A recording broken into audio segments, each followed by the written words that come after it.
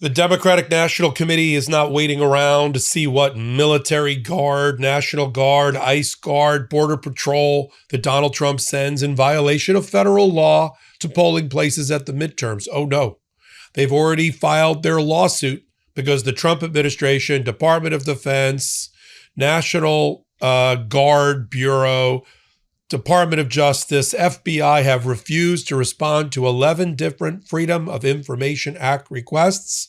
That's how this starts. Tell us your plans. Tell us what plans you have to put federalized troops, Donald Trump shock troops, in and around polling places to scare the crap out of people and try to suppress and steal the vote. The suit just got filed, and we're here on Tuesday, of course, on MeidasTouch and Legal AF to break it down for you. This should come as no surprise to the Trump administration. Donald Trump has been, I don't know what the right term is, bragging about federalizing, taking over the state's role under the Constitution to run federal elections. He's threatened to use the military troops and has used military troops and federalized forces against the American people, many of them leading to their being maimed, injured, or killed. He has bragged in a, who can forget him bragging before the military brass they brought together at Quantico, where they brought all the military generals and admirals together about, hey, you should use this as practice going into cities and trying to suppress First Amendment rights. Use it as practice for your military. Remember that clip? Play it. I told Pete we should use some of these dangerous cities as training grounds for our military, National Guard, but military, because we're going into Chicago very soon. That's a big city with an incompetent governor, stupid governor, stupid. They threw him out of his family business. He was so stupid. I know the family. He becomes governor. He's got money. Not money that he made, but he ran for governor, he won, and now he criticizes us all the time. And last week they had 11 people murdered, 44 people shot. The week before that, they had 5 people murdered, 28 people shot.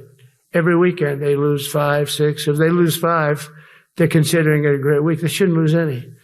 You shouldn't lose any. This is civilization. And he's always up there saying, we're in very good shape. We don't need the military. No, they need the military desperately. How about Portland? Portland, Oregon, where it looks like a war zone. And I get a call from the liberal governor. Sir, please don't come in. We don't need you. I said, well, unless they're playing false tapes, this looked like World War II. Your place is burning down. I mean, you must be kidding. Sir, we have it under control. I said, you don't have it under control, Governor, but I'll check it and I'll call you back. I called her back. I said, this place is a nightmare. It's certainly not the biggest, but it's one of the worst. It's brutal. They go after our ICE people, who are great patriots and tough job too, but they love it. They love it because they're cleaning up our country.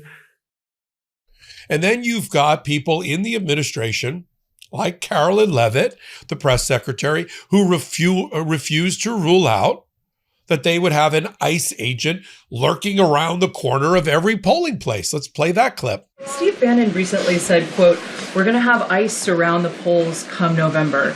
Is that something that the president is considering? That's not something I've ever heard the president consider, no. You can guarantee to the American public that ICE will not be around polling locations or voting locations in November? I can't guarantee that an ICE agent won't be around a polling location in November. I mean, that's frankly a very silly hypothetical question. But what I can tell you is I haven't heard the president discuss any formal plans to put ICE outside of polling locations. It's a disingenuous question. Now, there's a law on the books, directly on the books. It's called 18 United States Code 592. And here's what it has to say about troops at the polls. Whoever, being an officer of the Army or Navy or another person in the civil, military, or naval service of the United States, who orders, brings, keeps, or under his authority or control any troops or armed men in any place where a general or special election is held, unless necessary to repel armed enemies of the U.S., shall be fined or imprisoned up to 5 years. This is directed at the officers and of the military, not Donald Trump as commander-in-chief, which is consistent. Remember when 6 different members of Congress who were in the military were trying to speak to these very same officers about their obligation, constitutional obligation, not to follow unconstitutional orders or illegal orders, like Donald Trump telling them to go stand in polling places when the law says they cannot. Here's a clip of that, a don't give up the ship reminder, which is consistent, of course, with federal law. Play it. I'm Senator Alyssa Slotkin. Senator Mark Kelly. Representative Chris Deluzio. Congresswoman Maggie Goodlander. Representative Chrissy Houlihan. Congressman Jason Crow. I was a captain in the United States Navy. Former CIA officer. Former Navy. Former paratrooper and Army Ranger. Former intelligence officer. Former Air Force. We want to speak directly to members of the military And the intelligence community. Who take risks each day To keep Americans safe. We know you are under enormous stress and pressure right now. Americans trust their military. But that trust is at risk. This administration is pitting our uniformed military And intelligence community professionals against American citizens. like us. You all swore an oath. To protect and defend this Constitution. And right now, the threats to our Constitution aren't just coming from abroad, But from right here at home. Our laws are clear. You can refuse illegal orders. You can refuse illegal orders. you must refuse illegal orders. No one has to carry out orders that violate the law. Or our Constitution. We know this is hard. And that it's a difficult time to be a public servant. But whether you're serving in the CIA, The Army. Our Navy, The Air Force. Your vigilance is critical. and know that we have your back. Because now, more than ever, The American people need you. We need you to stand up for our laws. our Constitution, And who we are as Americans. Don't give up. don't give up. don't give up. Don't give up the ship.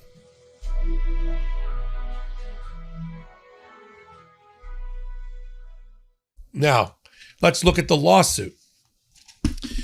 In the lawsuit, which is a complaint for injunctive relief, the Democratic National Committee sues the U.S. Department of Justice, the Department of Homeland Security, and the Department of Defense. They made 11 separate requests starting in October. Particularly, here's what they are seeking.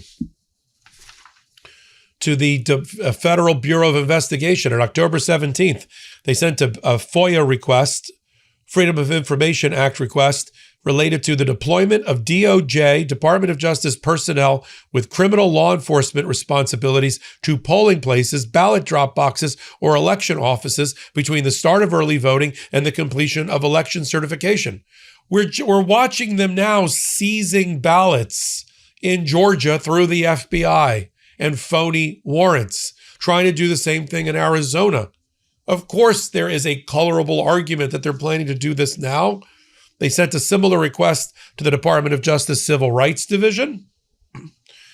They sent a similar request to the Criminal Division, to the Office of Information Policy of the Department of Justice, to U.S. Customs and Border Protection, to the Federal Protective Service, to U.S. Immigration and Customs Enforcement, to the Homeland Security, all almost identical, to the Department of Defense Northern Command, the National Guard Bureau, its headquarters, and the like. And what they want the judge to do is to declare that there's been a violation of the Freedom of Information Act and require that these documents be provided. Now, look, if they don't exist, they don't exist. But you know there's chatter within these departments about mobilizing the troops to scare the crap out of voters, primarily Democrat and independents. Donald Trump just got through calling voters fools yesterday. He said, if you're worried about gas prices going up because of my bombing Iran and starting a war with Iran, you're a fool. That's a great way. Always going to talk down to your constituency and tell them they were fools for voting for you. So they want an order. They want an order that the defendants conduct searches for all those responsive documents, that they provide them in a timely way. Then what's going to happen here? They are going to use this information and use it to bring substantive lawsuits and seek injunctive relief to get orders from judges in advance of the midterms to prevent the military from being used as props, scare tactics, scarecrows to scare away voters. Well, this episode is brought to you by IQ Bar, our exclusive snack, hydration, and coffee sponsor. IQ Bar protein bars, IQ Mix hydration mixes, and IQ Joe mushroom coffees are the delicious, low-sugar brain and body fuel you need to win your day. The Ultimate Sampler Pack is the easiest way to try it all. You get 9 IQ bars, 8 IQ Mix sticks, and 4 IQ Joe sticks. All IQ Bar products are clean label certified and entirely free from gluten, dairy, soy, GMOs, and artificial ingredients. Their plant protein bars are the smarter snack choice, packed with plenty of plant protein, tons of fiber, and no added sugar. With over 20,000 five-star reviews and counting, more people than ever are fueling their busy lifestyles with IQ Bar's brain and body boosting bars, hydration mixes, and mushroom coffees. That Ultimate Sampler Pack of theirs includes all 3. IQ Bar has become part of my daily routine, starting my morning with IQ Joe or grabbing an IQ Bar when I need a clean boost.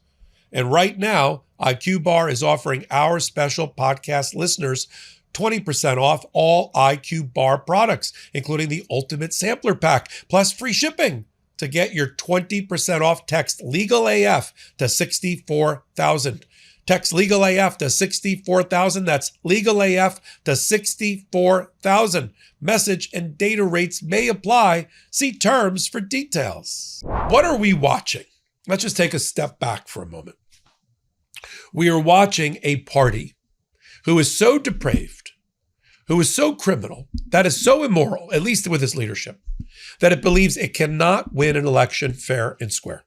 It needs to steal your vote, make it hard for you to vote, set up barriers to you voting, stop you from mail-in voting, drop box voting, limit the different paths to voting, the time period to vote, the days and hours to vote, the locations to vote, make it harder and harder and harder. Why? Because the harder they make it for you to vote, they think the less likely you are to vote. And if they limit voting, they may be able to win. Because the more people that vote, which is what the Democrats want, we want lower we don't want fraud. We just want lower barriers to entry, right? Drop box voting, absentee voting, early drop box voting, right? Overseas ballot voting, extended hours for early voting. We want all of that because when that happens and people vote, Democrats win. So sometimes we call it suppress the vote, but it's better to think about it like they're trying to steal your vote. When Trump can't steal your vote that way, he tries to steal your vote through representation in how the maps are drawn for each congressional seat. Because as you know, we are an electoral college elects our president, and our congressional seats are divided by population and drawn by the legislature or committees. And Donald Trump has tried hard to change the laws of voting and how maps are drawn in order to get a 20 or 30 seat advantage before we even start the election. Stealing 20 or 30 congressional representations of seats away from you. You know who's not doing any of those things? The Democrats. The Democrats want more. You want more ballots, more ballot boxes? We do too. You want more hours for voting? We do too. You want more ability to mail in ballot? We do too. Right? You want to make it easier to vote, not fraudulently, just easier to vote legally? Yes, we do too.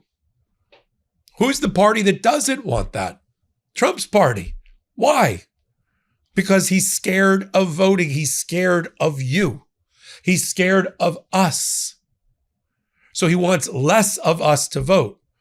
And if he can't do it by stealing our votes, if he can't do it by stealing our congressional seats, he's going to try to scare the crap out of us on the last day by putting ICE and Border Patrol and the military and run tanks by and maybe do flyovers, right? Military flyovers, wasting hundreds of millions of dollars to scare people from voting. Are we scared? No.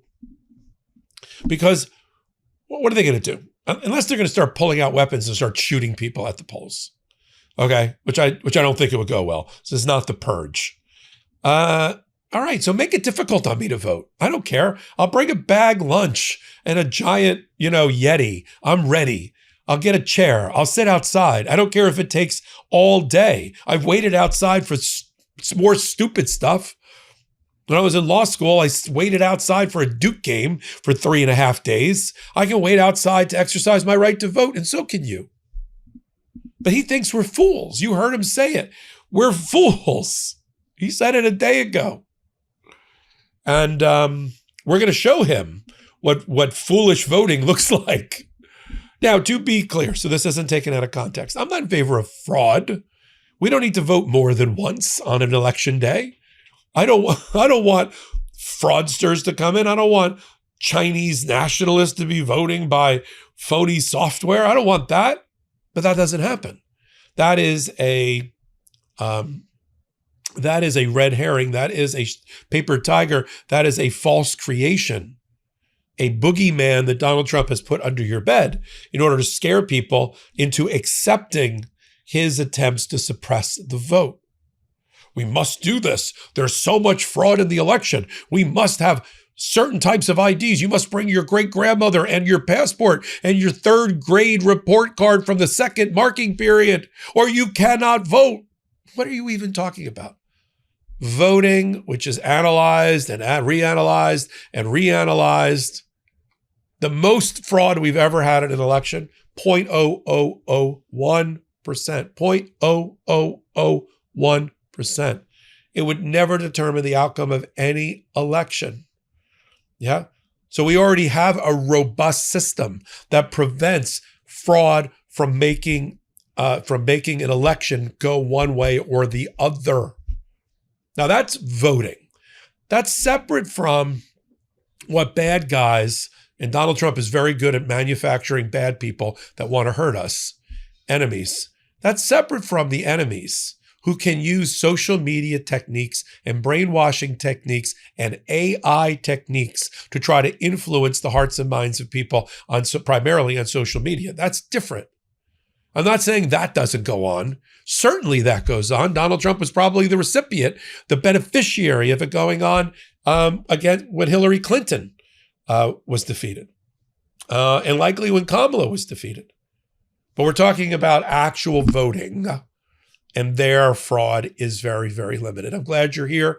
I'll give you the follow-up. I'll tell you who the judge is. We'll get the Democratic National Committee on here to talk to me and to brief our audience here on Legal AF and on MeidasTouch. Come over to MeidasTouch and subscribe. Come over to Legal AF YouTube channel. Do the exact same thing. Till my next report, this is Michael Popok.